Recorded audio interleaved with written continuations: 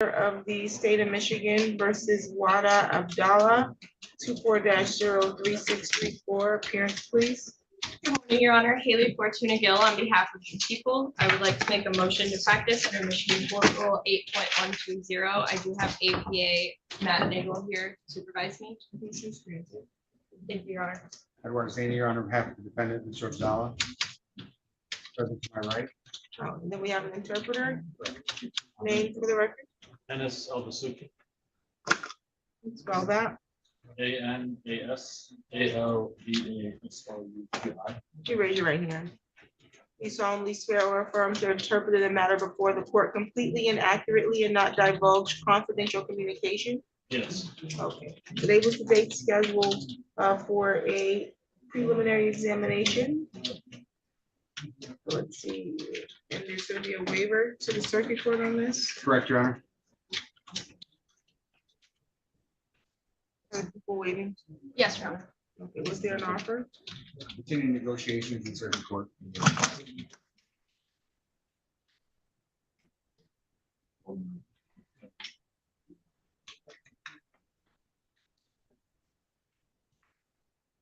Mr. Abdallah, you understand that you're being charged with one count of child sexually abusive activity, 2 counts computers, internet communicating with another to commit a crime,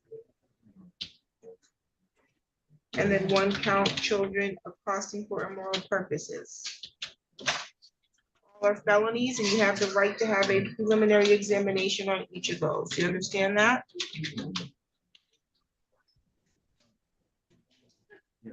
You understand that at the time of the examination, you have the right to require the prosecution establish that they have sufficient probable cause that these felonies were committed, and then probable cause sufficient to charge you as the person who committed those felonies. You understand that?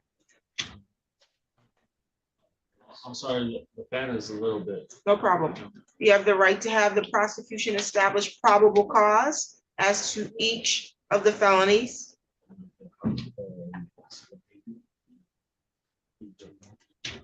And probable cause to charge you with each felony.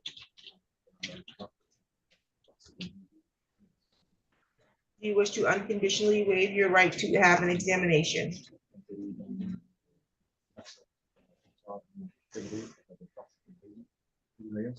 Yes. Anyone threatening you to do that? If anybody promised you anything to get you to waive?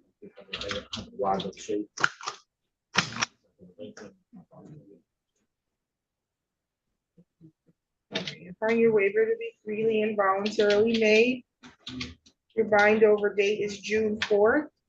You do not have to appear in court on June 4th unless your attorney makes a motion for you to be rearranged.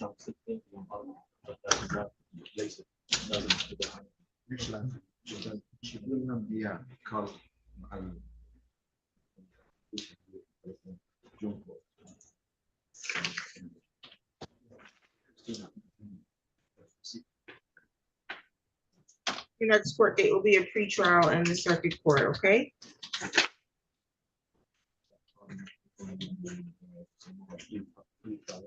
You have any questions? Bond set at 25,000, 10%, and a no contact order with minor children without adult supervision will continue.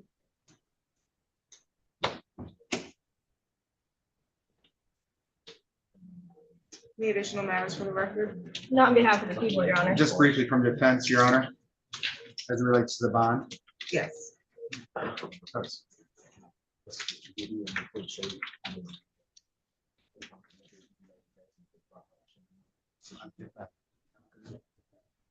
The court authorized out-of-state travel for him to go to Tennessee for a personal matter.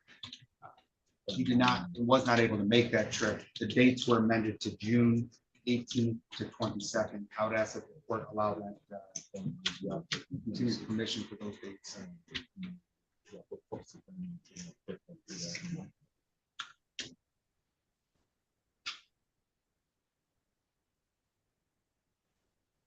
June 18th to 22nd. Yes, sir. That will be granted. Any additional matters for the record? No, Your Honor, have a blessed day. Thank you. Yeah. Have a- Thank you, Your Honor. Have a good one. Thank you, you too.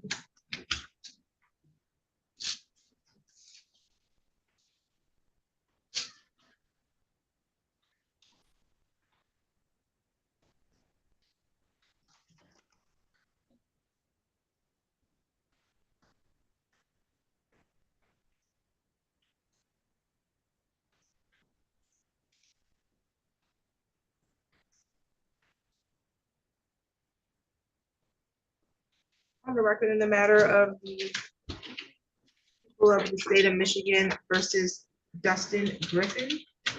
5-01288, the parents, please. Good morning, Your Honor. Haley Fortuna Gill on behalf of the people. Good morning, Your Honor. Jacob Starks, the fourth Assistant Public Defender here on behalf of Mr. Griffin. He's present at council table. He's standing to my right. Mr. Griffin was scheduled today for a preliminary examination on assault with intent to do great bodily harm, less than murder or by strangulation. There's also a DV second. How are we proceeding today? Your Honor, the people do not have the necessary witnesses to proceed this morning. However, I would like to ask for an adjournment. I spoke with the victim yesterday. She did not receive her subpoena. I'm not sure why. And she was unable to get work off because she doesn't have a subpoena. We have been in contact with her and she does want to participate. She just wasn't able to get work off today.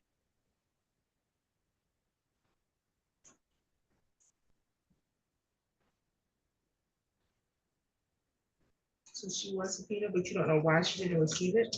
That's correct, Your Honor. She said she does have roommates, so other people do have access to her mail. But she doesn't know why it wouldn't have gotten to her. Mr. Sturts. Thank you, Your Honor. The defense is moved to dismiss at this time. The defense is prepared and able to proceed respectfully. Mr. Griffin is not waiving any sort of timeline or anything along those lines. Respectfully, the defense would move to dismiss if the people are unable to proceed this morning. Thank you. The motion to dismiss is denied. The people do have good contact with the protected party and she has expressed interest in participating in this. It's unclear as to why she didn't receive notice of her time to appear, but this matter will be reset. July 17th and 9. June 17th and July 17th at 9. Do you have any questions for the court today? I do not, Your Honor. Future notice to appear. Any additional matters for the record? Not on behalf of the people, Your Honor. Nothing further, Your Honor. Thank you.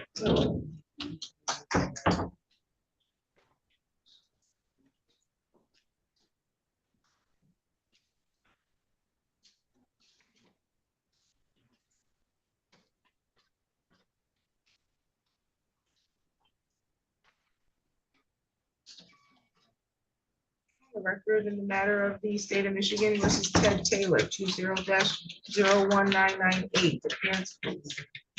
Morning, Your Honor. Haley Fortuna Gill on behalf of the people. My apologies, Your Honor. Good morning. Jacob Starks, the fourth Assistant Public Defender here on behalf of Mr. Taylor.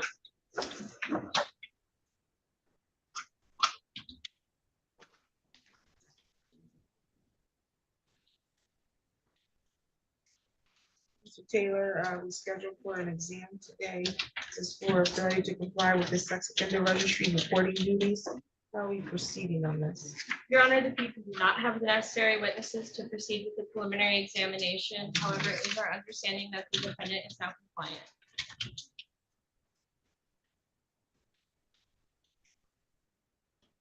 Are you nulling this because of that? No, Your Honor, we offered a misdemeanor, but we don't have the witnesses here to move forward on this, the high court misdemeanor. We offered a lower misdemeanor, a 90-day, I believe. Who exactly is the witness? We would need.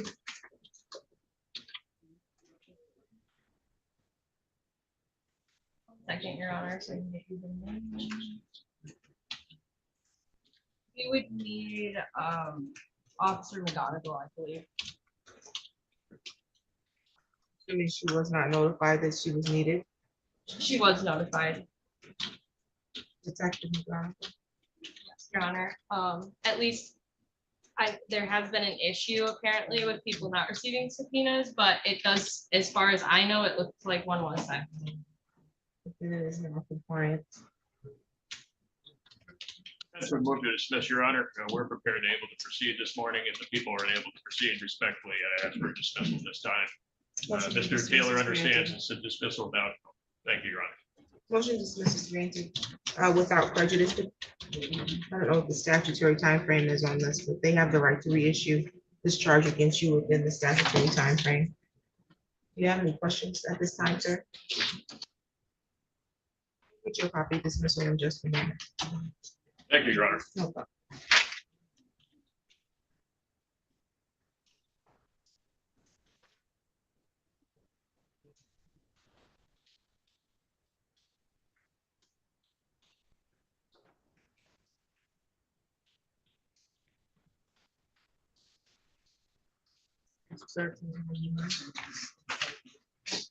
On the record in the matter of the state of Michigan versus Edward Washington Jr. 11-04088. Morning, Your Honor. Haley Fortuna Gill on behalf of the people. Good morning, Your Honor. Jacob Sarge, the fourth assistant public defender here on behalf of Edward Washington Jr. He's present at council table. He's standing at my right.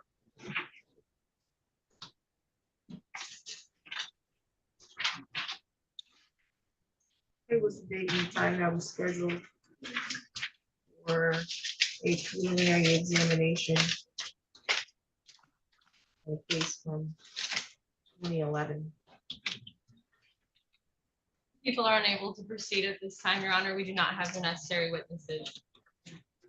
It's the witness looks like it's the Dustin Leatherwood. Correct. Actually, no, Dustin Leatherwood. How do you want to proceed? That's a move to dismiss, Your Honor. Thank you. Your motion is granted without prejudice. If this is still something within the statute, I don't even know. 14 years old. We'll get your dismissal in just a moment, okay? Thank you. You're welcome. Thank you, Your Honor.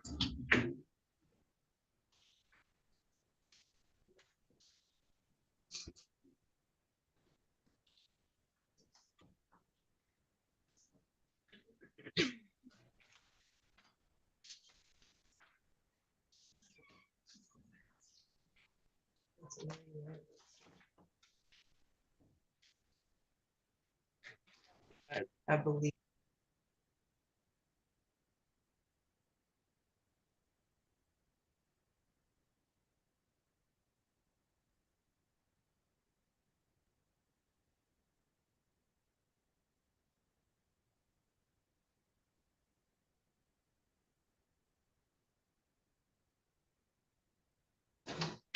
On the record in the matter of the state of Michigan versus Edward McCall, 24-03139, appearance please.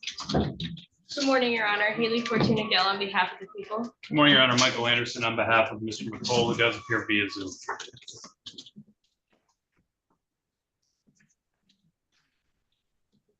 Knox, please. Good morning, Your Today was Honor. the date- Good morning. Today was the date scheduled for sentencing. I have a pre-sentence report that was prepared back on the 12th of May. Counsel, did you get a copy of that? Yes, Your Honor, I did. I did review it with my client. We have no additions or corrections to that report.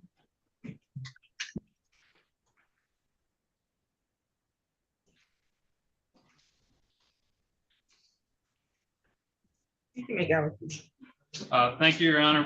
For the most part, I will leave my allocution to what is contained within that pre-sentence report.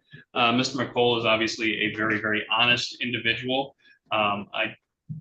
The basis for the MRT is, I believe, apparent from the record here, and I do believe that Mr. McCall will learn quite a bit from MRT, as well as continuing to work on his mental health through mental health therapy that is recommended by the PSI. I do believe that the recommendation to 8 months of probation, along with that MRT and mental health counseling, is appropriate. I would note that he does have a fairly limited income. Your Honor has any questions, please let me know.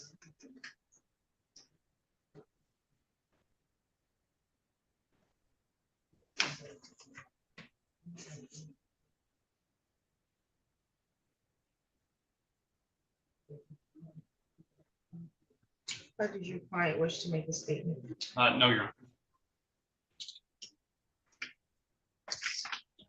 I've read the pre-sentence report and the recommendation of this, I believe is the only criminal conviction I note on the defendant's record.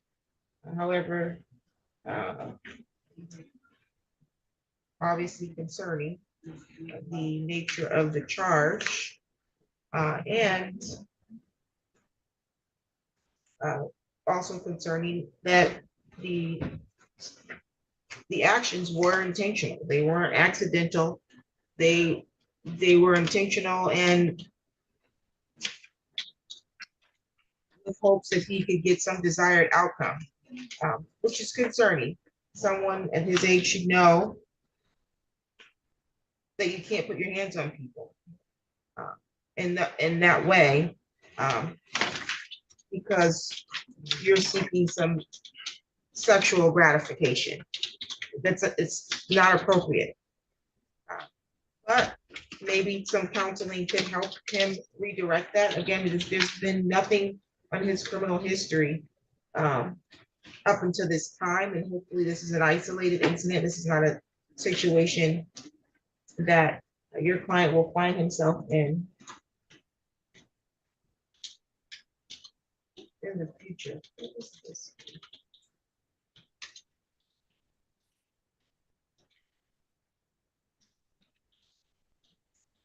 He used to go by a different name, last name.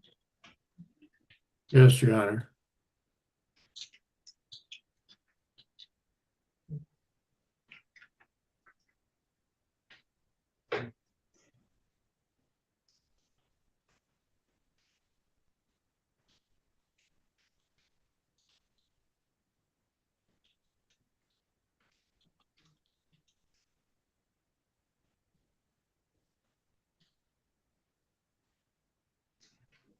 I'll adopt the recommendation.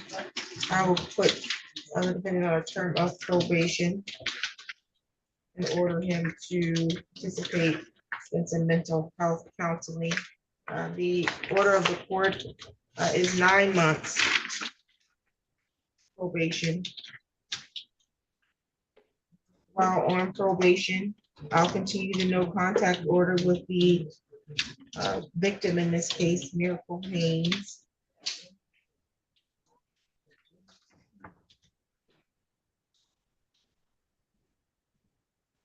You're not to engage in any assaultive or threatening behavior. You're not to possess a firearm, ammunition, or weapon of any kind. You're not to use, purchase, or possess alcohol, marijuana, or controlled substance, and you will be required to submit to random preliminary breath testing and urinalysis testing. You're responsible for the fee for that, okay? Responsible for the what, Your Honor? The fee that is incurred by getting your urinalysis and preliminary breath testing while on probation. Okay, Okay, you're not to be at any bars or any nightclubs.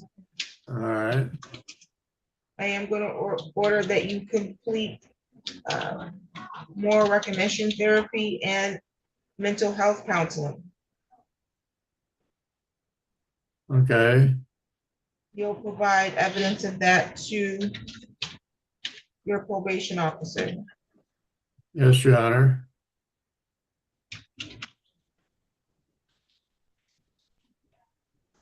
Currently unemployed. Yes, Your Honor.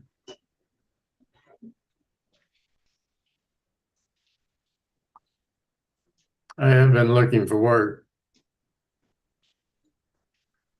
I am going to order that you obtain some employment and provide verification of that to your probation officer as well, okay? Yes, Your Honor.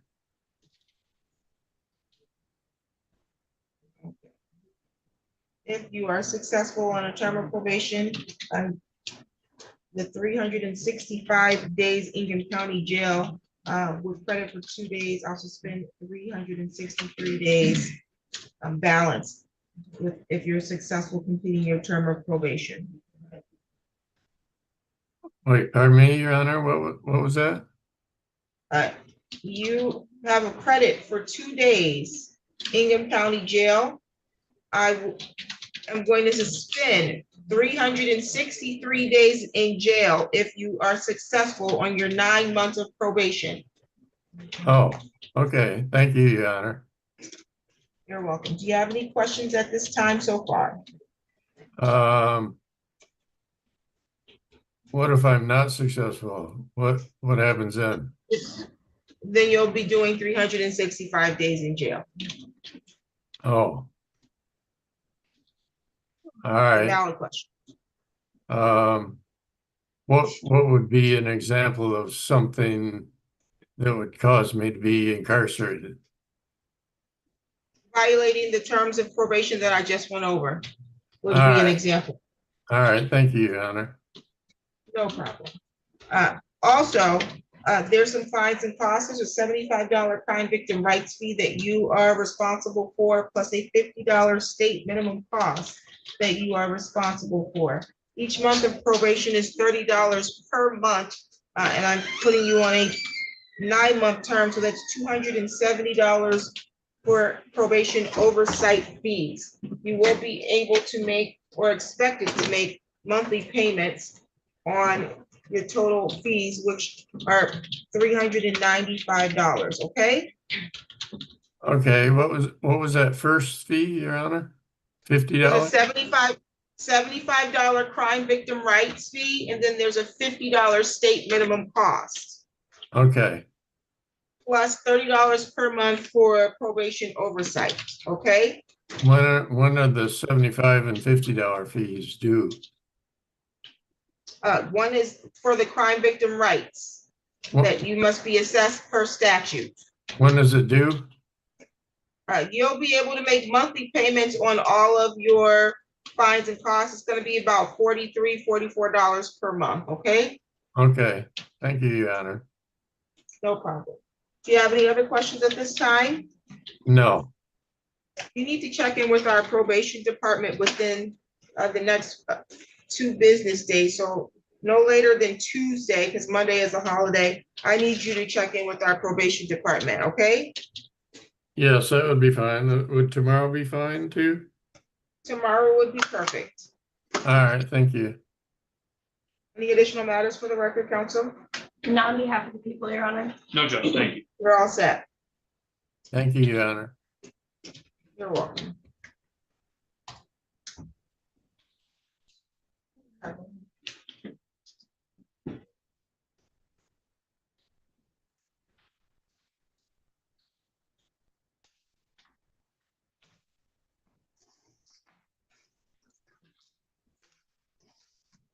Thank you, Judge. Thank you. Have a good one. You too.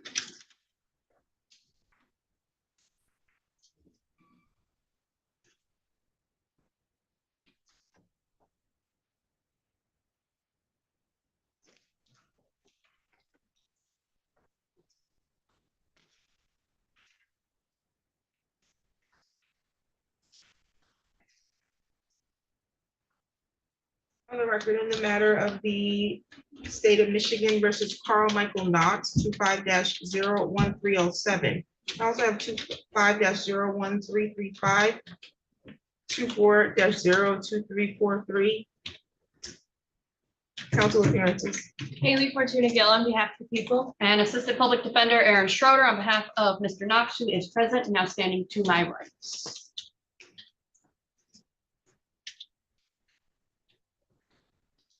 Okay, Mr. Knox has 3 files. One's a domestic violence third offense. The other one is an assault with a dangerous weapon, possession of firearm by prohibited persons, 2 counts, and carrying concealed weapon. And then I have a bond violation on this one. And then the other file is a controlled substance possession as well as assault with a dangerous weapon. That he was on probation for. Let's see.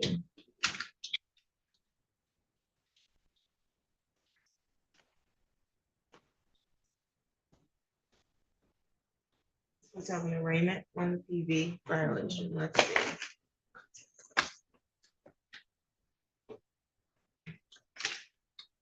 Oh.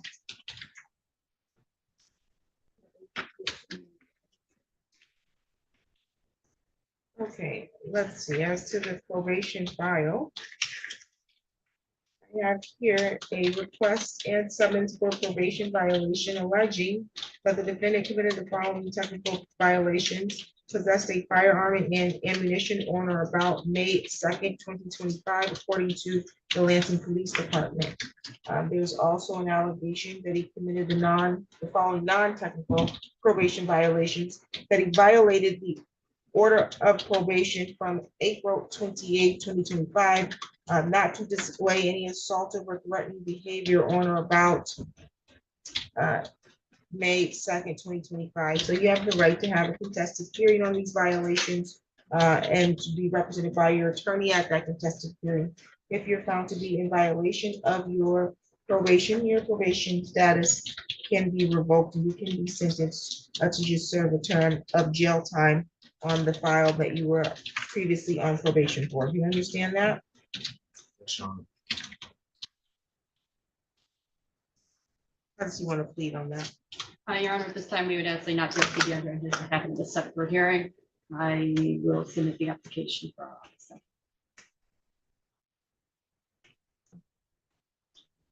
And then as to the new or the matters that were scheduled for exam today, my understanding is that there's a request to adjourn. That is correct, Your Honor. The people would request an adjournment at this time. Both case files, it's the same victim. I did have contact with her yesterday. She is in the hospital right now due to, I believe it was an infection. So obviously she's unable to be here right now, but our office has had consistent contact with her, and she is participatory as long as her physical health allows her to be. Your Honor, the defense would be objecting to that. Mr. Knox has been in custody since toward the beginning of May, May 9th on one file and I believe May 4th or 5th on the other file. Defense is ready to proceed, and I asked the prosecutor if she had any documentation as to this hospital stay, and she indicated at this time she does not. So we would be objecting to that and asking for dismissal on all of the matters, with the exception obviously of probation violation, is that something different? Thank you.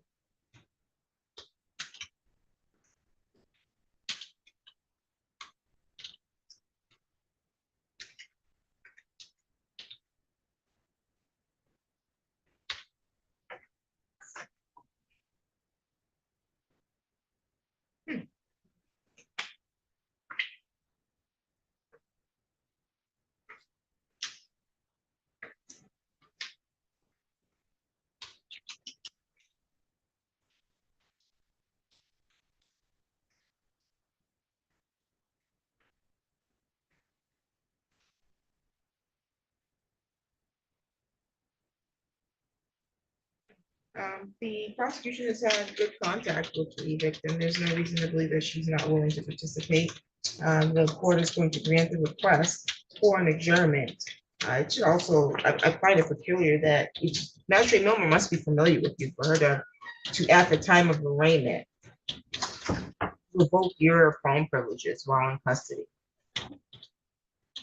on both files. And so, because that's what it's noting here on both files, no phone privileges while incarcerated. So the matter will be reset based on good cause. The victim states she's in the hospital, unable to proceed. We'll give her an opportunity to proceed and appear in court. July 18th at 10:30. July 18th at 10:30.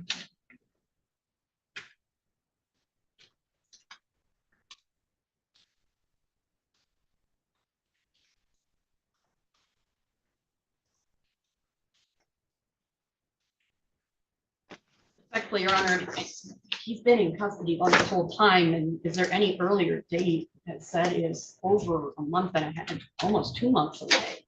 He's not really involved. Do you think we just go picking random dates for now?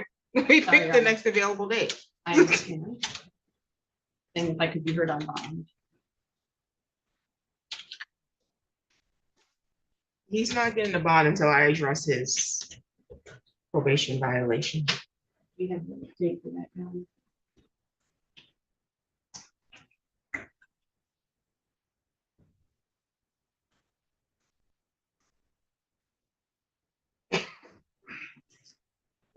June 30th at 1:30. June 30th at 1:30 for the probation violation, which the recommendation, so that there's no surprises, is to terminate his probation. States here, defendant did not do much while on probation, and then is now has 2 new assaultive charges where he allegedly possessed a firearm.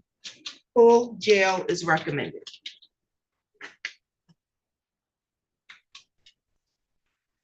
Any additional matters for the record? Not on behalf of the people, Your Honor. Not behalf of the defense, thank you. You're all set.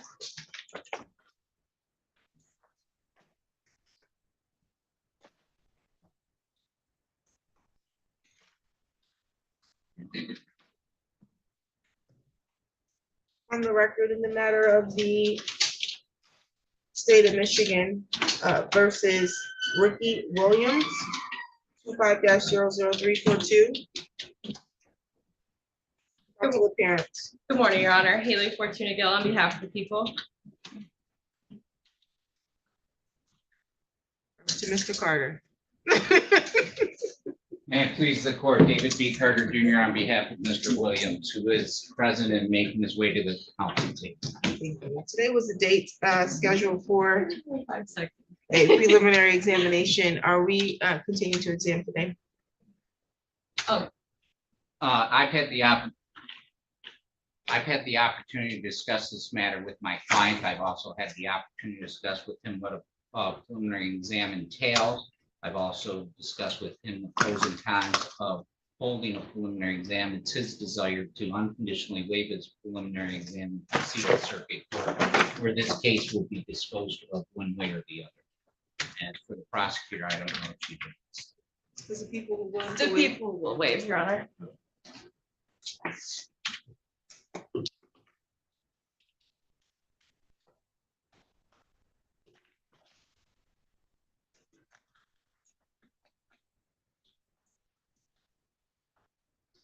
She should bring, do we have the AG here? Is there an assistant attorney general here? Okay, can you radio her to bring up? You're gonna bring your radio on here. Yes. We'll post out all this for emergency purposes.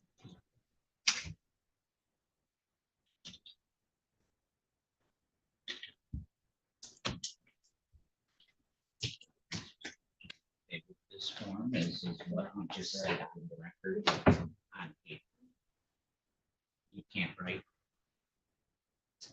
Here. Yeah, of course. At least put an X there of some sort.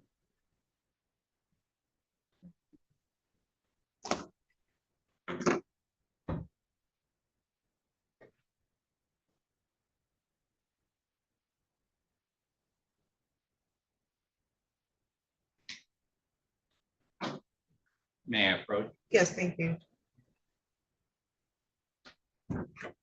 For the record, my client has lost the use of his writing hand, his right hand. I instructed him to put an X there, so that does represent his signature.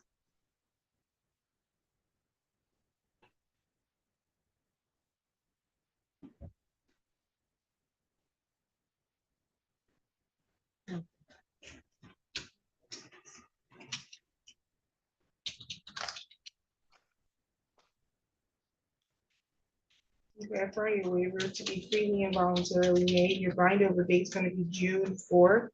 That's the date the circuit court gets to file from the district court, not a date that you need to appear in court, okay?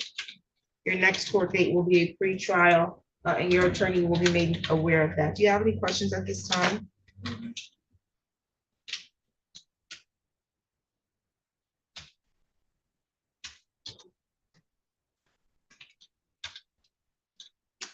A bond was set at 2,000 personal recognizance. There is a no contact order for the protected alleged victim. That will continue.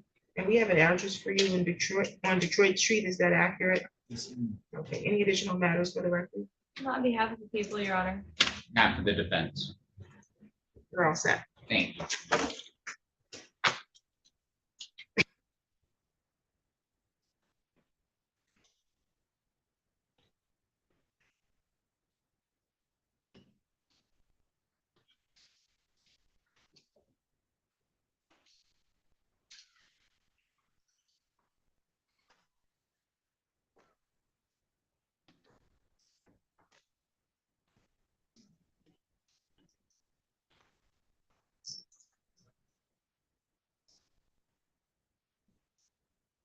Have a good one.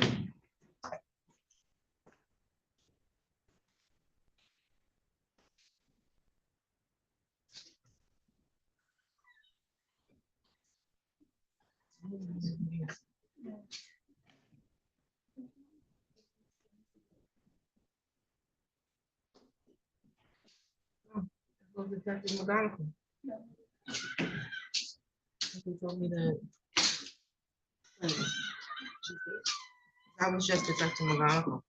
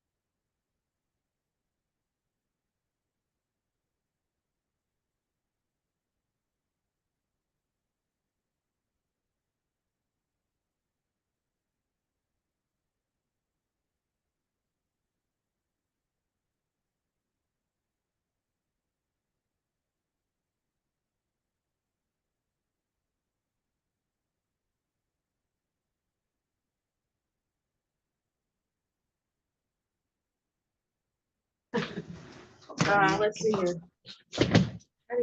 You can be seated. Why did you tell me that I was off on Tuesday? This is, that's what, which one I just said? I had no phone. Administration just told me, I said I am. Yeah. Because they want to use my practice phone. I'm like, bruh. Now I'm really coming back to the grades. I'm like, I don't got nothing else to do. You got time. I mean, who knew? Just they didn't type as well. Under the job. You said his belt? Yeah. Can you come down to the courtroom for this?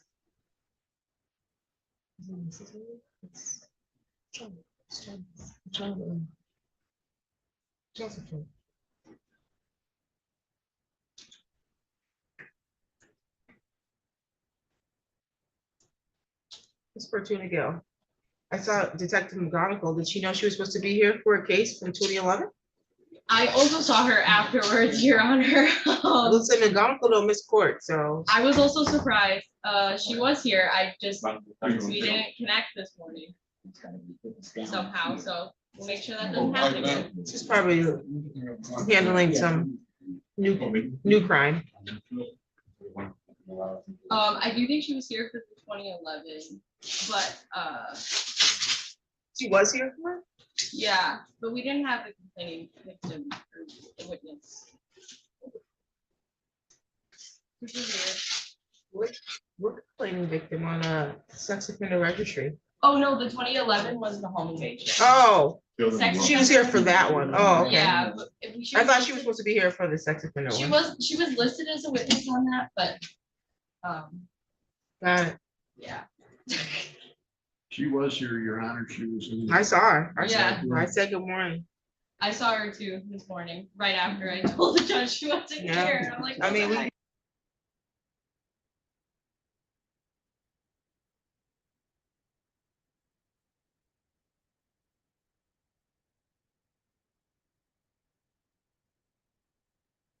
Yes. Okay, on the record in the matter of the state of Michigan versus Lariano Shabaco, 18-00440, appearance, please. Good morning, Your Honor. My name is Robert Ionic, Special Assistant Attorney. Good morning, Your Honor. Assistant Public Defender, Aaron Schroeder. On behalf of Mr. Shabako, who is present, stands to my right. Then we have an interpreter. State your name for the record. Name is Jorge, last name before. Raise your right hand. Do you solemnly swear or affirm to interpret in the matter before the court completely and accurately and not divulge confidential communication, so help you God? Thank you. Today was the date scheduled for a preliminary examination for failure to pay child support. And at the probable cause conference last week, the Attorney General advised that all offers are revoked if we proceed to preliminary examination. And Mr. Shabako understands that, correct? Yes, Your Honor, if I may make a record of my efforts with explaining things to him. Yes. All right, thank you. Your Honor, as the court has noted correctly, at the last court date, the Attorney General made it very clear that all offers would be revoked if the preliminary exam were to be run. And I have spoken with Mr. Chaveko total of 5 times over the course of this case since being assigned it back on April 28th of this year. 2 of those times have been in my office with the assistance of an interpreter. Both of those meetings have been over an hour. 2 additional times have been when we've been in court, also through an interpreter. I would say between those 2, probably another hour. of speaking with Mr. Shadeko. So I would say conservatively about 3 hours I have spent at least talking to him about this through an interpreter. I have also spoken with him once without an interpreter at the very beginning of the case. That was about another half hour. Because he has some understanding of some basic English, but obviously needs an interpreter for things more complex like this. I have explained to him the various offers that have been made or were made, sorry.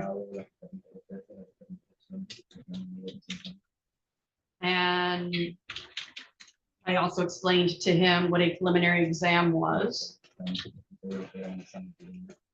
and what the burden of proof at a preliminary exam would be.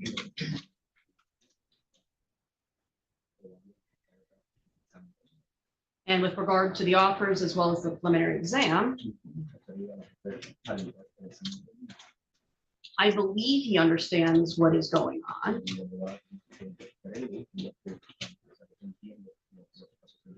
I have also made him aware it's there. This case could and likely will result in some immigration consequences for him. I indicated to him that he should speak with an immigration attorney and I have expressed him that I am not an immigration attorney. Mr. Chiveko, is there anything I have said that is incorrect today? It is my understanding that Mr. Chiveko still wishes to proceed with his preliminary exam at this time. Is that correct, Mr. Chiveko? Yo no sé, ni entiendo nada de eso. Ni I don't know. criminal, ni I corte, don't- ni nada, yo no vería ni nada. I don't know, I don't understand anything, I don't understand court or anything like that, I just don't want. Are these, No, speak dice up que yo louder, no please. sé porque me vean el respeto de está la situación. No he dicho que yo no sé. I don't know what's the situation that I'm. Your Honor, I don't know what else I can do to explain this to him. At this time, if he is still saying that he does not understand why he is here or the process, Maybe he needs a maybe he needs competency. that's what I was about to say, Your evaluation. Honor. I would be asking for competency to be evaluated then. I don't see any other, because as I've indicated in court, I've spent probably 3.5 hours with them speaking over the last 2 weeks. And I don't know what else I can do to help them understand this. Mr. Chiveko? Mr. Chiveko, Yes. do you understand what your attorney just said? Lo que yo no entiendo es, si yo fui a la corte en 2017 y el caso se cerró, que yo debía pagar $8,500, ¿por qué cuando yo salí aquí de Michigan aquí para Kentucky me vuelven a mandar que yo debía $17,000? What I don't understand is because I have court in 2017 and they told me that I have to pay $8,500. From there I went to Kentucky and now here again. Libre de nuevo, espérate. Yo salí de Kentucky I went from Kentucky a Michigan to Michigan por la Supreme Court. for the Supreme Court, Fui a la corte, went to the court. se cerró el caso, The case yo was pagué closed. $15,000 I paid $1,500, $15,000 $15,000. para la corte de Michigan. Se cerró el caso con $8,500 que debía, The case was closed with $8,500 que lo tenía que pagar para cerrar el caso. that I have to pay to get the case closed. Fui a Kentucky, cuando When fui a I Kentucky- Kentucky me aumentaron así $17,000 I went to Kentucky and then they added to de ese 17,000. ventana, que no debería, era Right. 8,000, el caso estaba cerrado con The 8,500. case supposed to be closed with 8,500, not 17.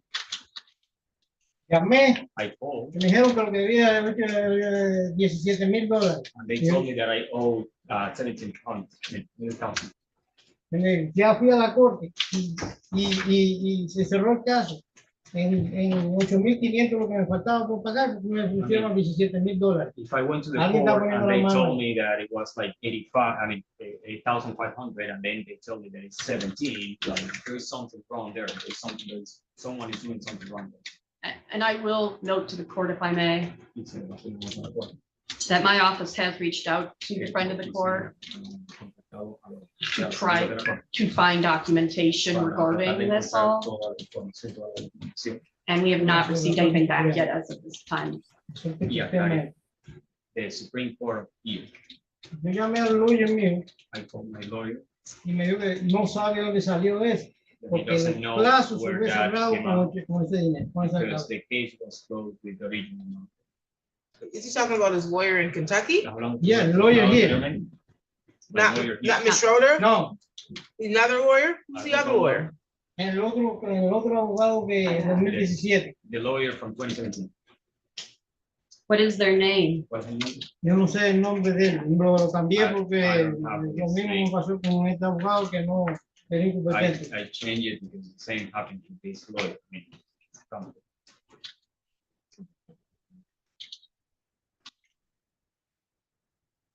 So you want to proceed with your examination today, correct?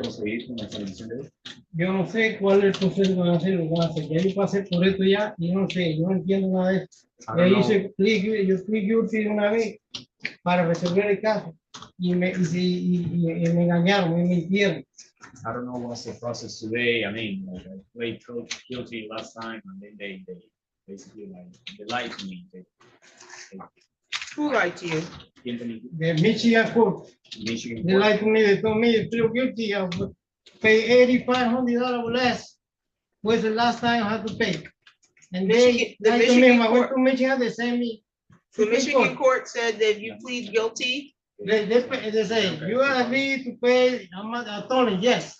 I feel guilty because I gotta get surgery in my shoulder. Over there, I gotta reschedule my shoulder in Kentucky. And I have to wear surgery. You feel guilty? I don't know what he's saying.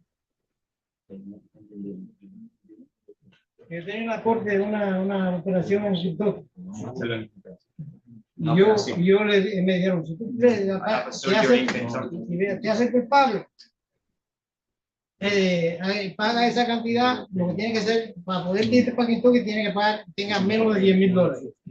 I Tiene que deber menos de I was $10,000. scheduled for surgery in Kentucky, and here they told me like, if you pay that amount, you can go to Kentucky. If it's less than $10,000, then you can go to Kentucky. That was in 2017. Fue en 2017. Yes.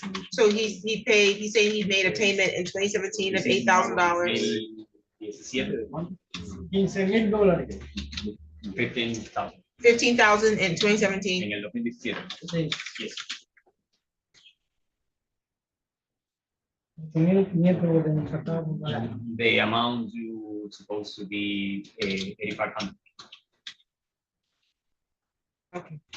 But the state doesn't have record of that. We're just looking at the docket entries right now, Your Honor. It appears that he was previously prosecuted. So that case was settled. However, this is a different case. The child support was not ended. Got it. So did he take a plea in 2017? Is that why he's getting the dates It doesn't look confused? like it. Looks like it was nully processed, so maybe there was some resolution. Okay, sounds good. Yo venía a pagar el dinero, me dijeron que no, que tenía que ser $17,000. No, era 80. I was coming to pay the money, the original amount, and they told me it's not, it's 17 now. Yo vengo en 15 días. ya me decían. And that wasn't like. What original amount is he talking about? But he said he's willing to pay the original amount.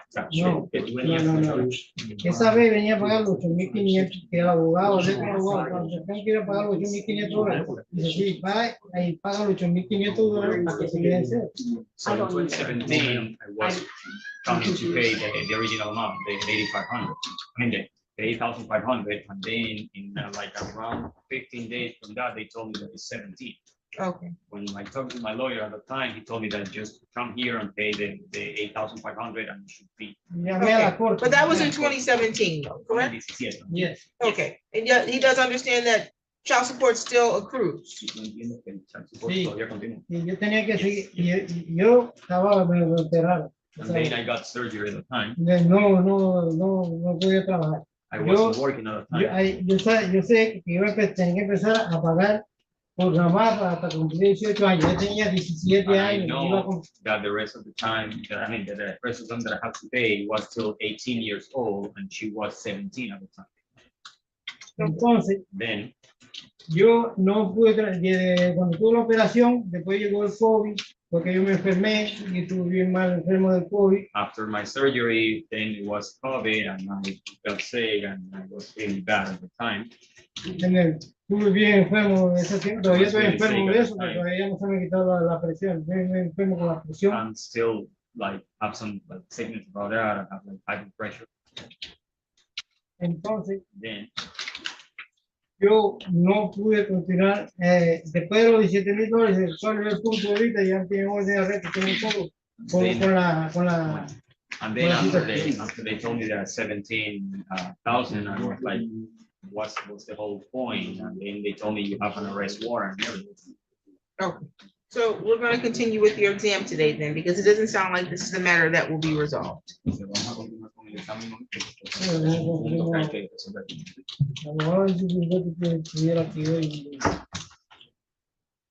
Any other preliminary matters before we call witnesses? I would still like, may I? Yes, Mr. Shabako, do you understand that a preliminary exam, the government has to show some evidence to support that you failed to pay some amount of child support and show that you're the person that had to make those payments? Do you understand that? yo no tenía ningún padre, yo no soy padre de esa chamaca ni nada. I don't have to do any payment. I don't have the father of that person. Yo no padre. A mí me han metido por la boca para adentro ese del 2002. Push it over. Pero to my estoy cansado de mouth, decirle, the yo whole- no soy el padre de la and I'm muchacha. tired to tell Me another están father. poniendo un ADN a I otra really gente do que want no to soy, que no soy yo. Put it at DNA from someone else. I don't It's not me. know. Yo How no to sé have qué a está conversation pasando. with Y him. ya todo el mundo sabe. Ya, there's yo no three soy people padre de talking la right now. I have muchacha. no clue what's going on.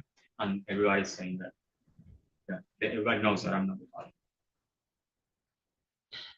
Your Honor, I'm asking the court at this point for competency because I have gone over this with him multiple times and I just can't get in. I don't think he understands the purpose of a prelim today, and I've tried. And I would like to have a doctor actually say that he's good before, because he does have such severe consequences if a felony ends up in his record, given the fact he's here on a green card. I feel like it would not be honestly, being selfish here, in my own interest as an attorney, if I have questions about his abilities to proceed and understanding what's going on, not to refer him at this point, because Thank you. I'm very nervous about this. Are the people objecting to the adjournment court? He's now backtracking about even Exactly. paternity. So the court can understand your concern regarding the potential for competency. So I will adjourn this matter so that he can be ordered to undergo an evaluation as to his competency.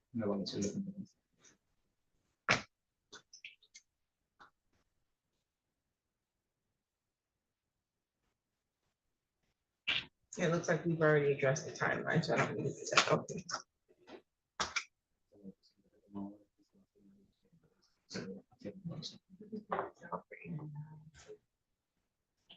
I'm sorry.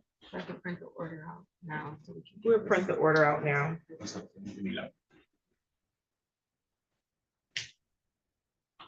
Does the court require, is the court going to require a packet as well regarding the petition? Yes, please. Okay, I will submit that before the end of the day. Then I will, I think I need your email. I can see, like, I can send it over. Oh, who's that?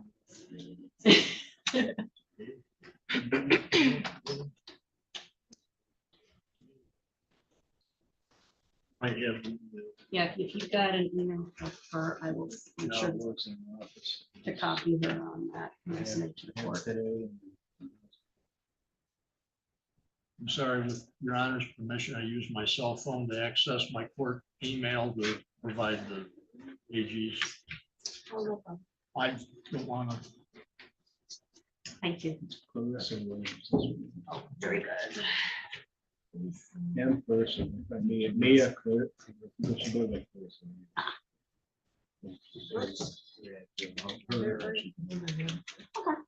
And I should be able to look it up too. Yeah, I should be able to look it up there. Yeah, so it's her case, she wasn't available today. Gotcha.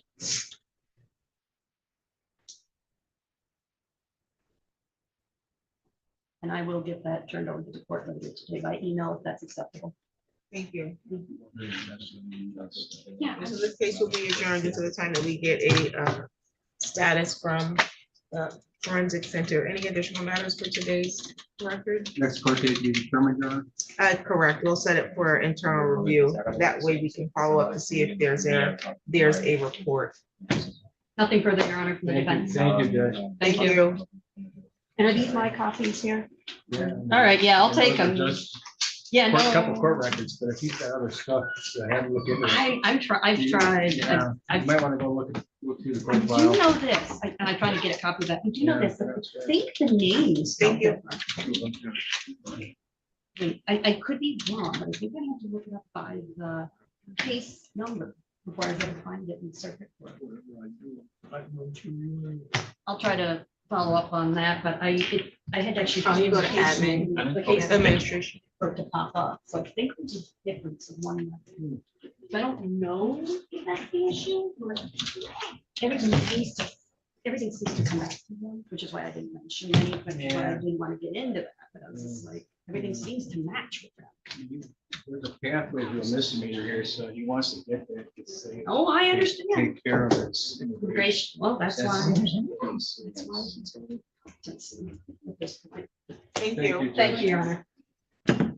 Okay, on the record, the matter of the state of Michigan versus Erica O'Neill, 24-02381.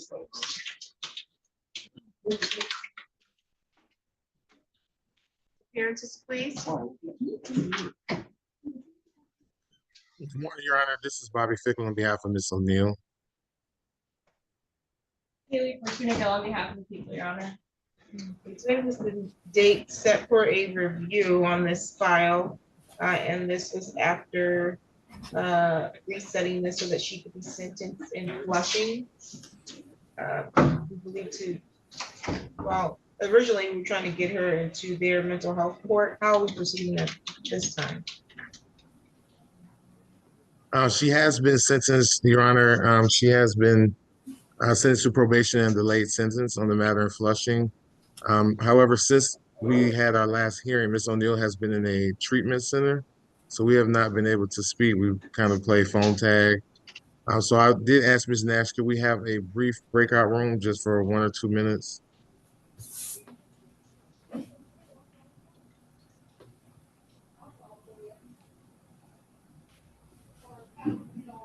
We're putting you in a breakout room. Got it? Thank you.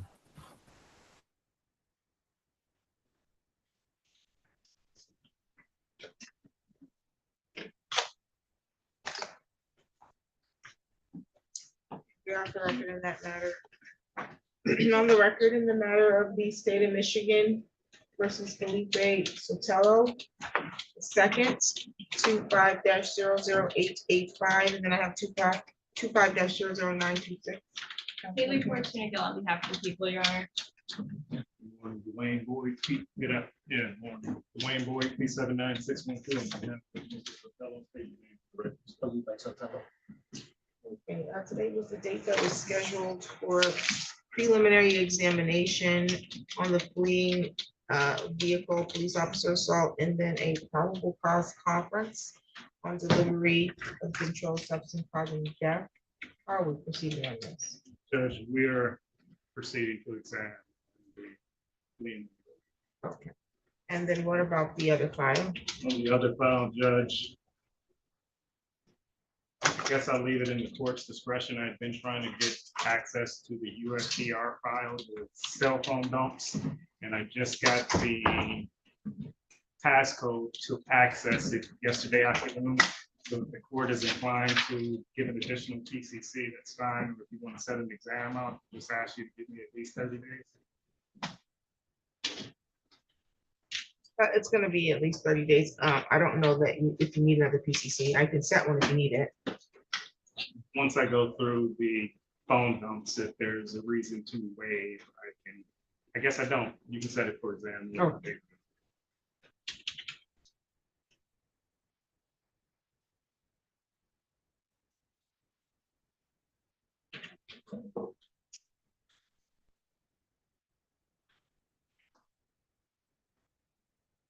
We can do July 24th at 10:30. Does that work for you? July 24th at 10:30. Yes, ma'am. That matter will proceed at that time, and then we are running the exam on the other matter.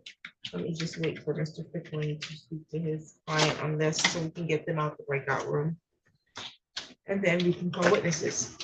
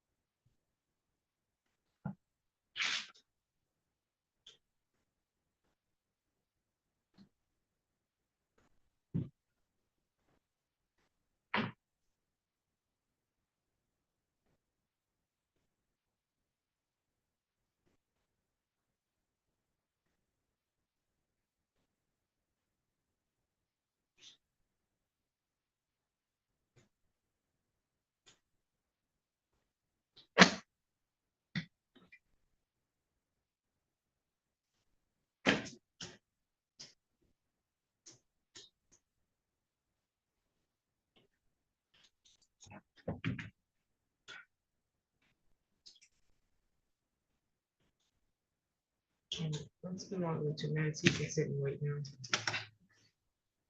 Back on the record. Any preliminary matters before we call witnesses?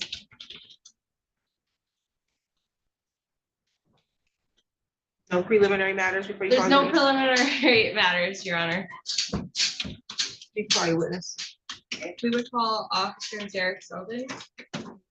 Should be on his way up. I believe he's coming out from downstairs, Your Honor.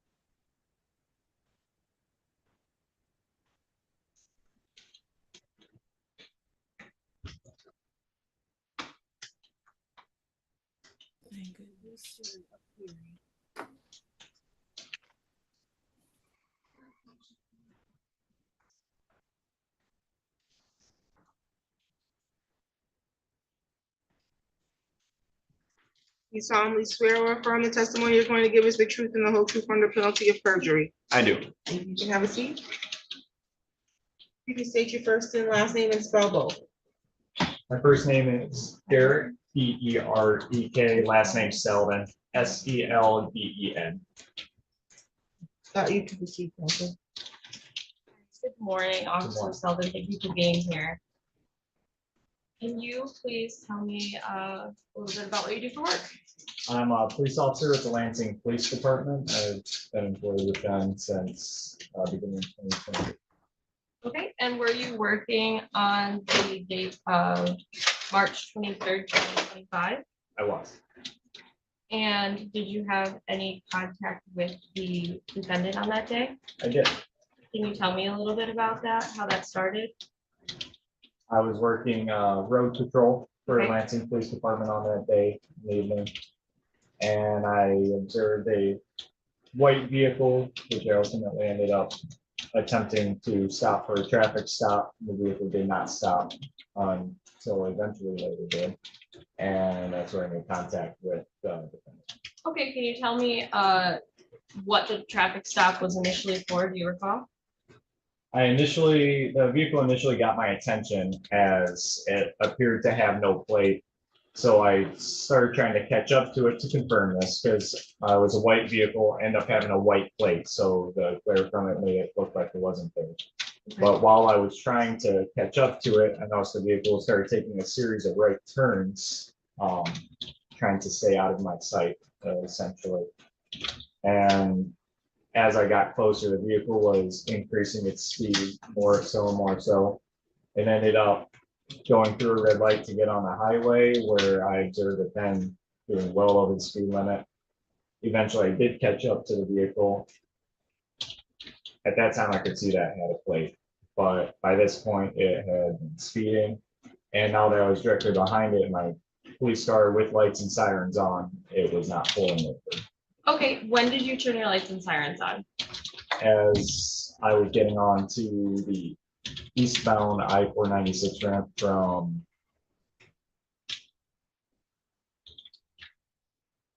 Pennsylvania in Lansing. Okay, and so you said that's in Lansing. Is that in Ingham County? Yes, it is. Okay, and just for clarification for me, I'm a little confused. Did you turn your lights on after the red light was ran? Yes, so Okay. I can kind of explain that a little. Sure. At the same intersection where Pennsylvania Avenue crosses with I-496, there's another road that runs east and west just south of it, which is Malcolm X. That's the road I initially saw the vehicle on, and as I came up to it, it took a southbound turn, and then another right-hand turn to head back west. So as we're coming back up to Pennsylvania, now that we're heading west, it made a right turn. As I made the same turn a few seconds later, there's two vehicles in the travel lane stopped at a red light, and I observed the vehicle now getting on the on-ramp, which told me that this vehicle that I was trying to stop had to go around those vehicles that were stopped at the red light because they were right up at the line of it in order to get onto the ramp where it was. The light was already red. So at that point, I turned on my overhead lights to safely go through the intersection, start catching up to this vehicle. Okay, and what were you wearing that day? I was wearing my full patrol uniform with my badge vest, which says Lansing Police. And the car that you were in, was it marked? It was a fully marked LPD vehicle. Okay. And so, so you get on the highway following the car, and then what happens? As I come up the eastbound on ramp, trying to catch up to it, I observed that the distance in this vehicle greatly increased. The vehicle was moving far, far faster than the pace of traffic. Okay. So at that point, I also turned my sirens on to safely navigate through traffic, try to catch up to this vehicle. It took me a little bit to catch up to it. I observed the vehicle then cut across the lanes of I-496 eastbound and take the exit, which leads to 127 northbound. Okay. Along this exit, it was one lane. I watched the vehicle pass vehicles on the exit on the shoulder in order to get past them. I continued to try to catch up with my lights and sirens on.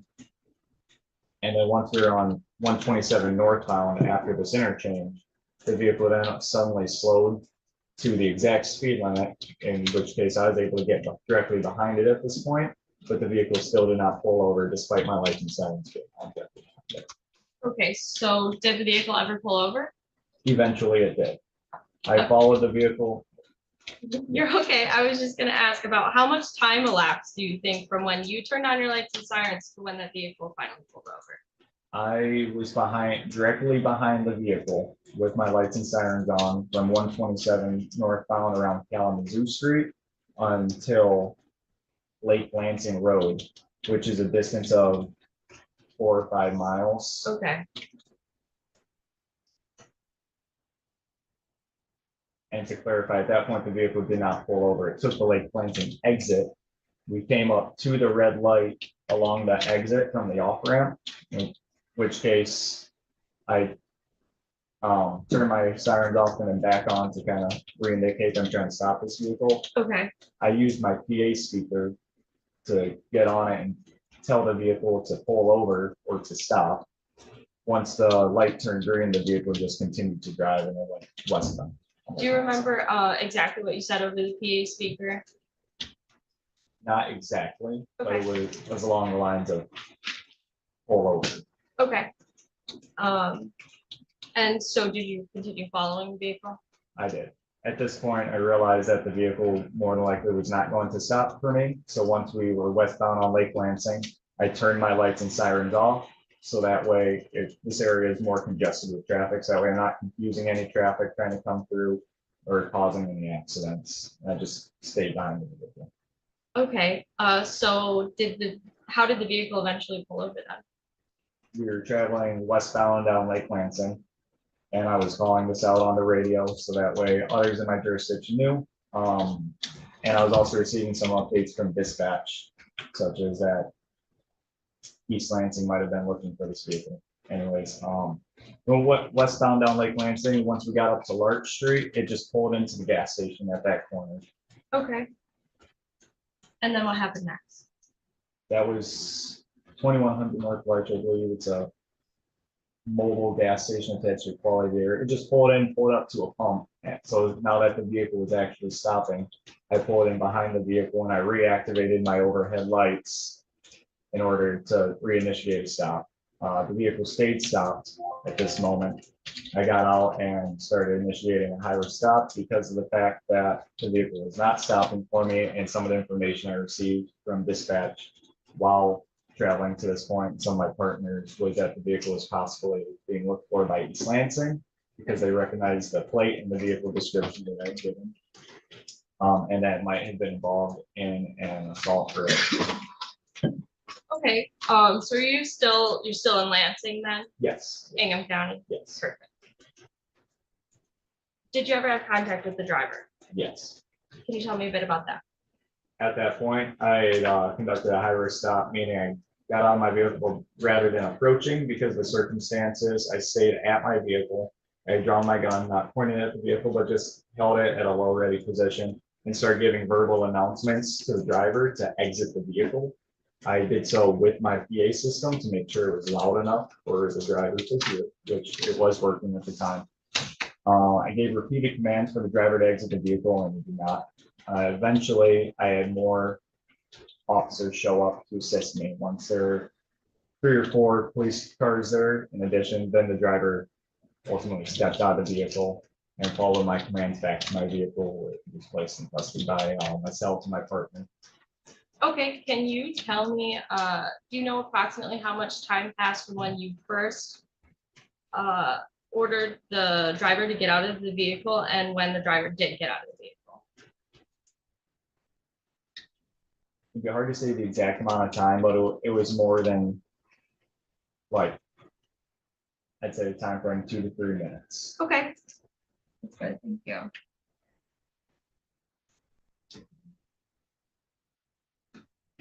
And then at that point, the driver was put under arrest? Yes. Okay.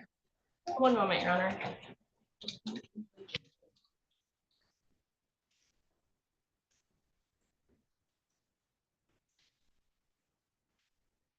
No further questions at this time, Your Honor. Is he supposed to be identifying this witness? Yes, Your Honor, thank you. I apologize for that. So you placed him under arrest. Can you, would you be able to identify the defendant if you saw him here today? Yes, I could. Can you point to him and describe an article of clothing that he's wearing? You see her right there, wearing white shirt, black tie. Thank you so much. No further questions now. Who is the person you're identifying? Because she referred to him as a defendant. What is his name? So Sotelo with a. Are you asking her? You're answering my question? Do you know his name? Yes. What's his name? Sotelo. Sotelo last name? Sotelo. Okay. Cross-examination. My apologies. Thank you. You've been an officer for how long? I was hired by the city of Lansing for the academy in August 2023, and then I started with road patrol in December of 2023. So that puts me at a year and some months. So you were trained at the academy? Yes. You know the importance of note taking?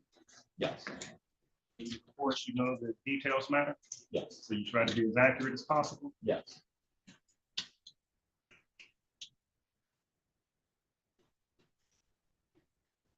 When you first noticed that white SUV that got your attention, you traveling in the same direction as it? I was. You say it was a white SUV with an all-white plate? Yes. This is Michigan, no blue letters, no blue numbers? Not that I could see from that point.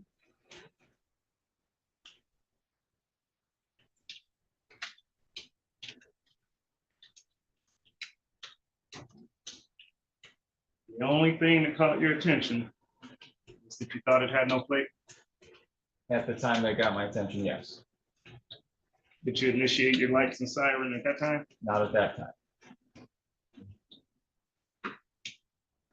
In fact, you had to speed up just to try to confirm your suspicion, right? Yes. So it wasn't immediately in front of you? It was some distance in front of me, but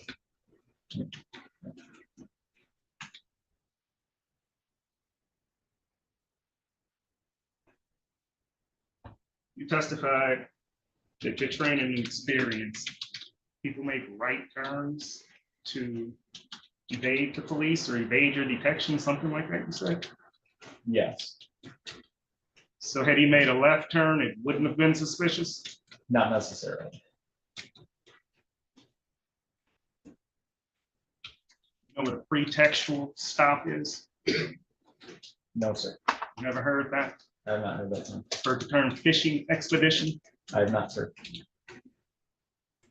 But you'd agree with me that a turn alone isn't illegal, right? No, You'd also agree with me that people make turns for all sorts of reasons, absolutely, including heading home, absolutely. running errands. So you assume criminal intent based on only a turn. I did not assume that, You continue to follow. as I was still trying to catch up, sir. And at that point, you still hadn't activated your overhead lights or your siren. No, sir.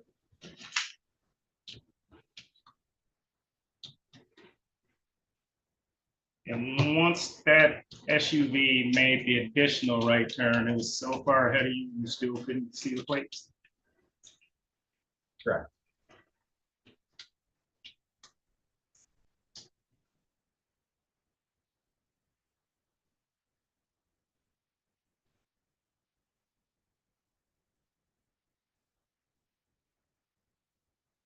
And you eventually in your report say you lost complete sight of that SUV, right? I did.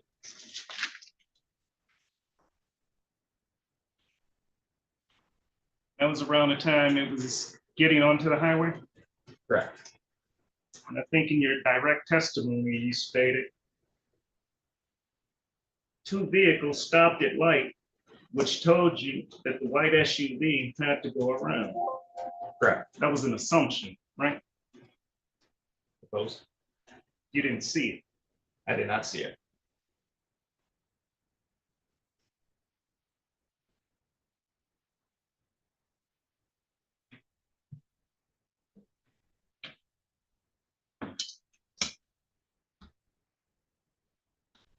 And you activated your emergency lights as you were getting onto 496 off of Pennsylvania? Before the intersection. That ramp goes uphill. Correct.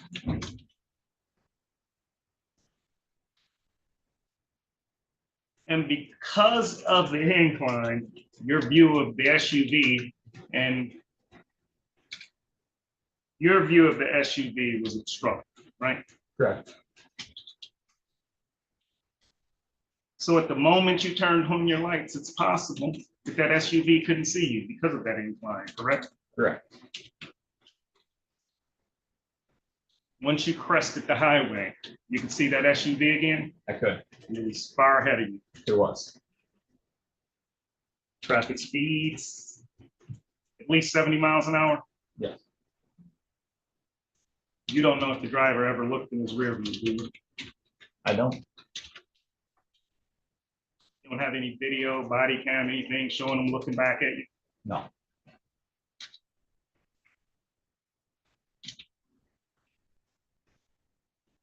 So to be clear, he never made any evasive movements, right? He just continued in his direction of travel. Correct. And at some point in your report, you indicate that you had to go over 100 miles an hour just to catch up. Yes.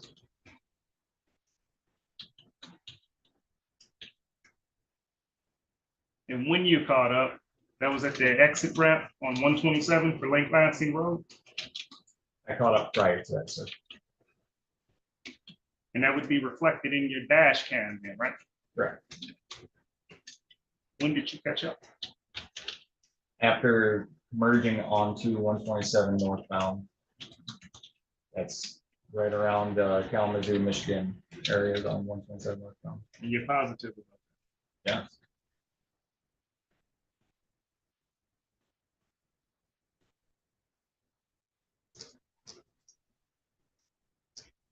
Fleeing and eluding requires that the driver willfully disobey your signal, right? Correct. Have no statements from Mr. Sotelo saying that he admitted to fleeing and eluding? Correct. No evidence that he saw your sirens, saw your lights, heard your sirens?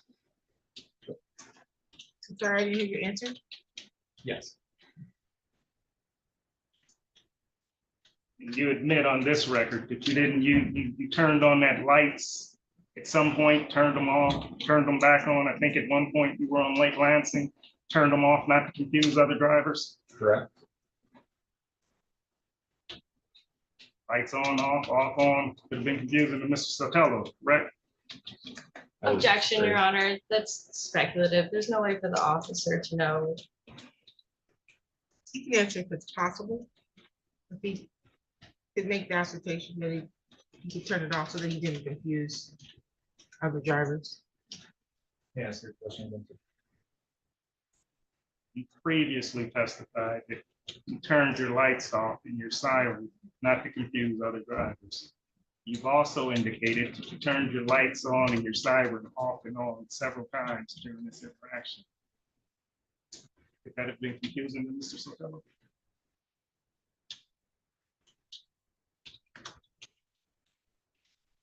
I would disagree because it wasn't only Was it for yes just or no? several times. No,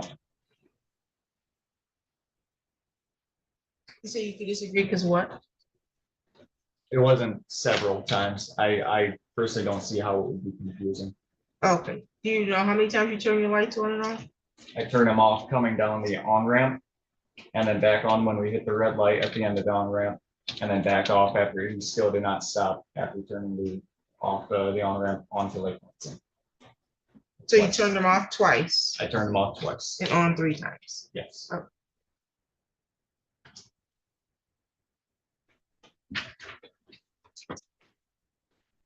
Testified previously about this high-risk stop. Indicated that you had your weapon ready. Not directly at an individual, just sort of below the line of sight. Correct. And you also testified that there were other officers involved, right? Correct. And because this was a high-risk stop, other officers had their guns drawn, right? Correct. Not all of them had them at a low ready, isn't that right? I cannot answer that. Have you reviewed any body cam or dash cam from that incident? I reviewed my body cam dash cam from the incident and I wrote the report. And you say the elapsed time from the time he was ordered out was about 2 to 3 minutes? That's a rough estimate from my memory. So if your body cam or dash cam showed that it was around a minute, would that be more accurate? It would be. Now, you gave some commands to Mr. Sotelo, right? I did. And it's normal for people to be nervous when they have guns pointed in their direction. Sure. Yeah. Lots of officers involved, everyone has guns, things can go awry. You would agree with that as well. I agree that people could be nervous. So there's things you'd like to see for officer safety, is that right? Yes. So you gave some verbal commands? Correct. Voice extremely loud, you're in your PA system, right? Correct. You gave commands in rapid succession, isn't that right?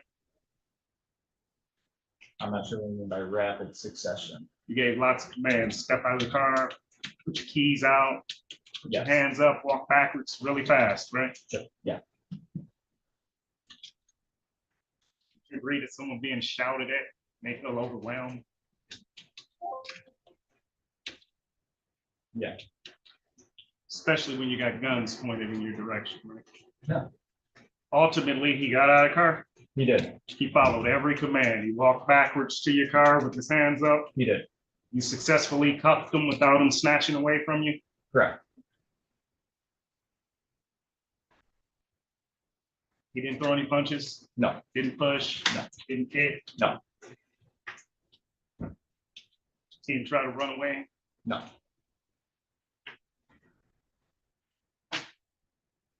You weren't injured. No. No weapons. No.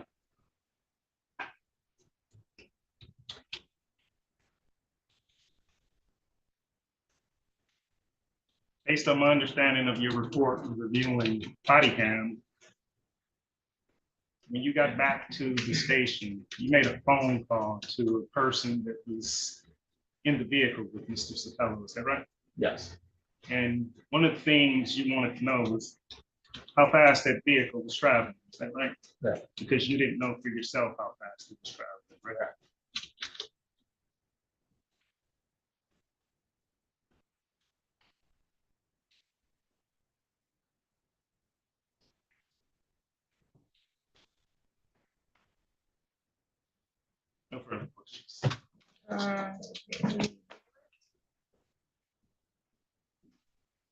No redirect for this witness, Your Honor. May this witness be excused? Yes, Your Honor. Thank you. You may be excused.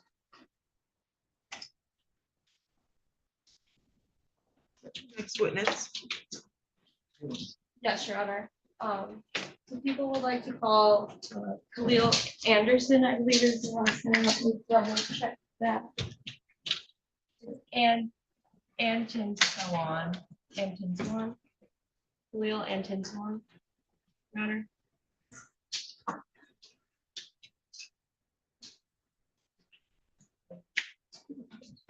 Oh, I apologize, Your Honor. That would be our only witness. The people would be ready to move forward to argument.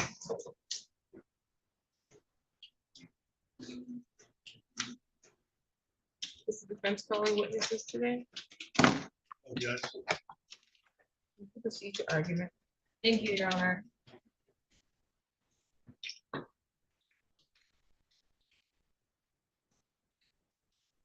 Jay Felipe Sotelo is being charged with fleeing and eluding in the 4th degree and resisting and obstructing officers.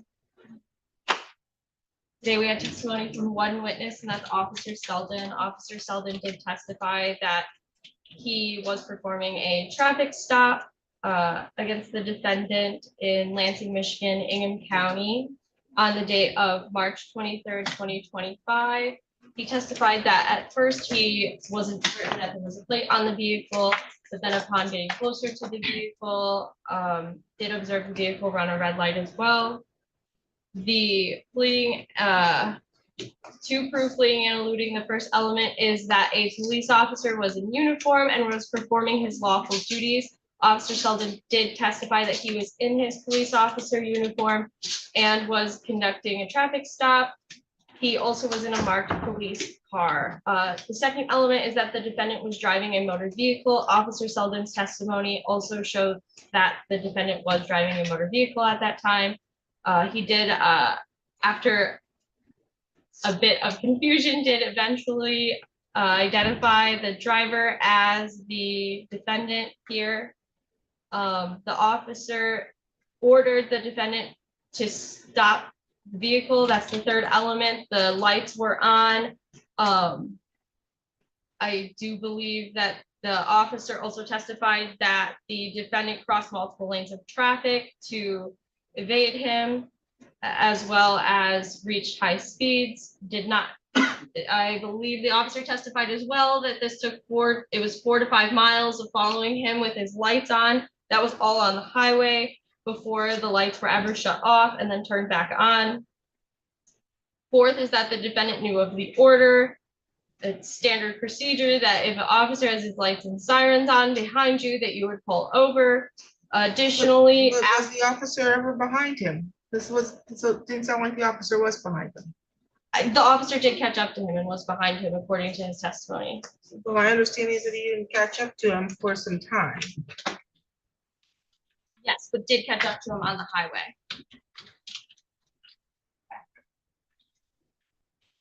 This testimony on the cross was that the driver never made any evasive movements, just continued in travel.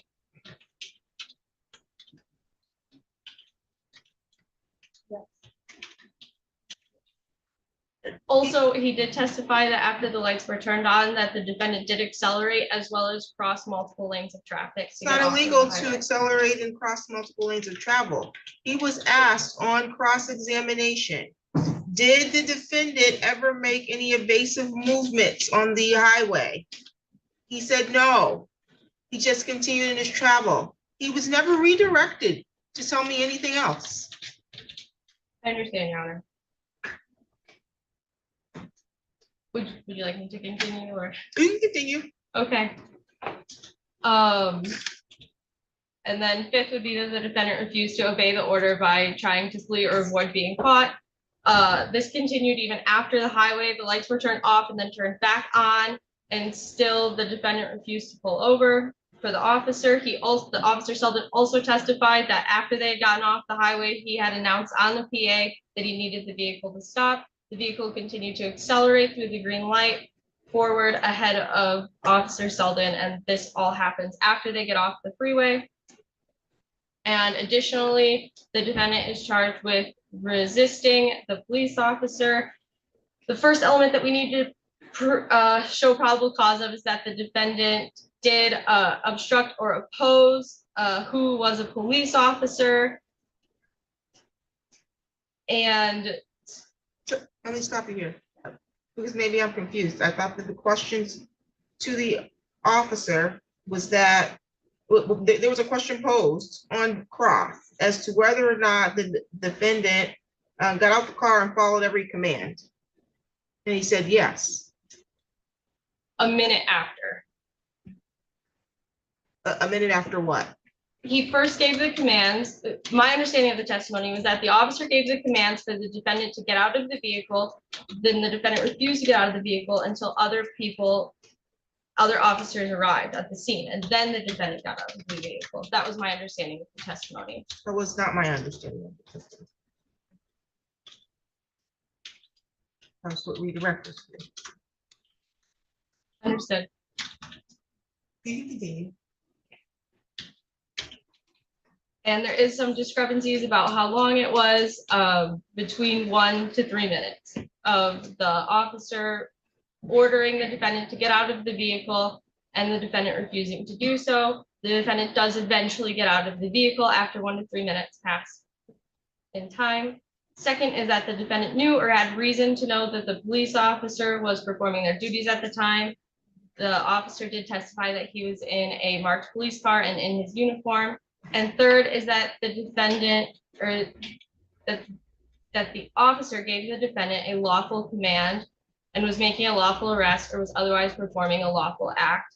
It was a traffic stop, and the command was for the defendant to get out of the car, which he did not respond to until 1 minute to 3 minutes passed in time until other officers arrived on the scene. And so the people would ask that you bind both of these charges over to circuit court. Thank you. We'd object to the bind over, Judge. At best on this record, we heard that this was a pretextual stop. The only indication of any criminal activity that the officer has alleged was that Mr. Sotelo made a series of right turns. He even further indicated that the alleged speeding that he claimed was the basis for a stop, he never even observed it, didn't know how fast the car was traveling, that he called an occupant of Mr. Sotelo's vehicle to try to ascertain the speed. The law doesn't work like that. You can't work backwards to manufacture a probable cause, Judge.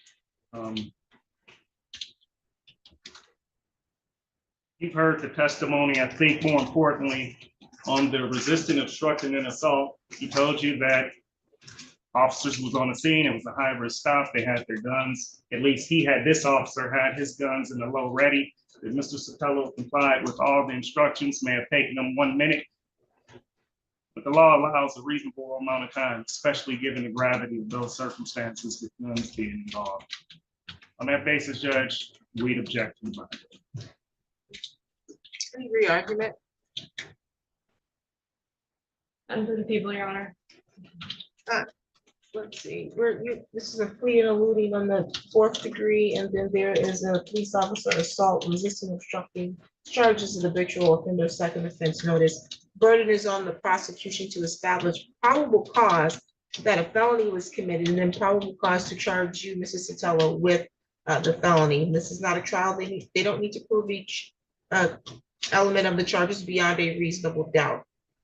We had testimony today from Officer Derek Selden, who testified that on or about March 23rd, 2025, he was working road patrol when he observed a white vehicle and attempted a traffic stop. To this point, it's still unclear to me, why are we doing a traffic stop?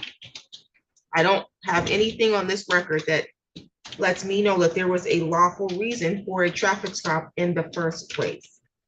The officer testified that he didn't know that, he couldn't tell if it had a plate on the vehicle because the vehicle was white, and then there was some sort of glare that prevented him from seeing whether or not there was a vehicle, a light. I don't know what time of day this was because that was never established. I don't know if it was sunny outside, because that was not established. That would have been the burden of the prosecution. But there was some glare from some place that prevented the officer from being able to actually see if there was a plate on an SUV, a white SUV, to which at some point he did get close enough to see that there was a plate. But based on a series of right turns, the officer decides that there's some criminal activity. And so he continues to follow this defendant. The prosecution has made the argument that the defendant ran a light, but that's not what the testimony of the officer says. He said that he assumes that a light was ran. The officer has dash cam, body cam, or should have those things. And he supposedly is following this person because this person has made multiple right turns. I don't know how many right turns have been made, but nonetheless, he's made some right turns. But the officer does not see or somehow misses whether or not this vehicle actually, in fact, ran a red light. And so then the officer gets on the expressway. It was established on the cross-examination that there is some incline or hill as you enter onto the expressway. And so it's possible, based on the officer's response, that he could not, the driver of the SUV would not be able to see the officer activating his lights as he entered onto the expressway. And then by the time he had actually entered on the expressway, his testimony was that the defendant's vehicle would have been some distance ahead of him. He did testify, officer did testify that he did not, I think the question was whether or not he activated his light several times. He said he did not activate it several times, but then when I asked him, it was several times. He turned them on 3 times, turned them off twice. I don't think that this was a strong case for the prosecution to begin with, but I also don't believe that the way the facts have been presented amounts to sufficient probable cause. And I agree that this was a pretextual stop from the beginning. There's nothing on this record to even give the officer probable cause to make the stop a reason to make the stop in the first place. You can make as many right turns as you want. You can make right turns because you don't want to be around the officers for whatever reason. That's not illegal. They have to actually have a reason to stop you, and it can't be because you had a right turn and we thought maybe you didn't have a license plate, but now we see that you did have a license plate. There's insufficient evidence as to count 1, police officer fleeing, eluding to a probable cause standard, so that's dismissed. Count 2, police officer assault, resisting, obstructing is also dismissed. I think this is a pretextual stop. I don't think the officer had a reasonable grounds to make a stop in the first place. So both counts are dismissed for lack of probable cause.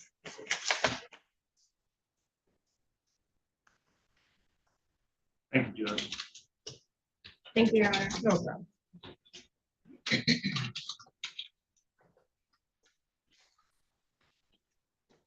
We'll get you a copy of the dismissal in just a moment. Let's see, back on the record in the matter of the state of Michigan versus Erica O'Neill. Mr. Fickling, you've spoken of Ms. O'Neill. How are we proceeding on this matter? Yes, Your Honor. I was able to speak with Ms. O'Neill, and thank you for the breakout room. Ms. O'Neill is currently in a narcotics treatment center, and she will be there for the next few weeks. We had spoken about waiving the preliminary exam, but I'd like to have some time to revisit that once she's out of the facility. She did mention that June 5th would probably be the date that she be able to leave the facility. So I just like to revisit that conversation when she has a healthy and sober mind. And so we can set it for a preliminary exam, but I'll just ask for it to be set out at least 30 days. So she'll have time to leave the facility and we have time to speak after that. Because she doesn't have access to her phone in the facility, but only very limited amounts. So we haven't been able to speak since the last court hearing, which was 3 weeks ago. I'll set it for a probable cause conference so that you have time to speak with her without us having to subpoena witnesses. And then that way you can determine how you want to proceed. Okay, thank you, Your Honor.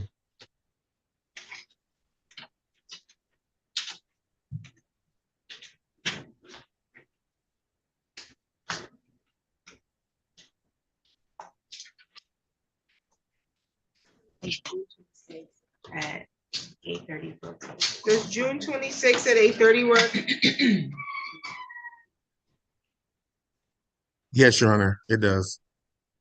Okay, June 26th at 8:30 for a probable cause conference. Any additional matters for today's record? I'm sorry, Your Honor, was that the 25th or 26th? 26th? 26th, okay, yes, that works. Thank you. No, nothing else for defense, Your Honor. Nothing on behalf of the people, Your Honor. Okay, you're all set. Thank you. Thank you. Have a good day, everyone. Thank you.